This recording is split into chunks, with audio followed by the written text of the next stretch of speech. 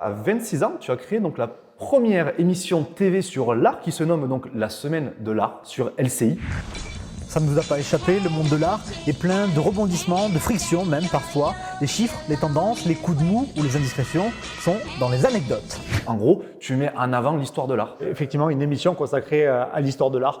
Mais en fait, j'étais jeune, j'avais cette envie, en fait, qui est la même aujourd'hui, de rendre accessible l'art. Et toute ma carrière, en fait, elle a été guidée par cette envie de créer donc, ces interfaces, ces rencontres.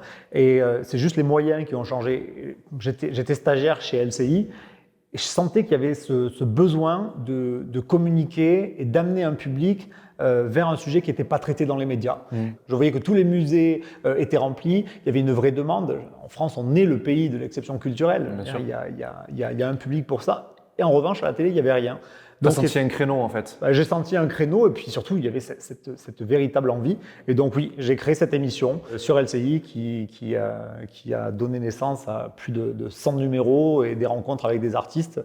Alors des rencontres pour moi qui ont été enrichissantes, mais aussi pour tous les téléspectateurs qui d'un coup avaient un programme qui répondait à leurs attentes et puis qui surtout leur permettait de pousser à travers un écran ce qu'on fait aujourd'hui, la porte d'un musée ou d'une exposition. Donc la question que je pense que tout le monde se pose, c'est comment, avec un parcours comme celui-ci, on arrive donc directeur de la culture à Pamiers.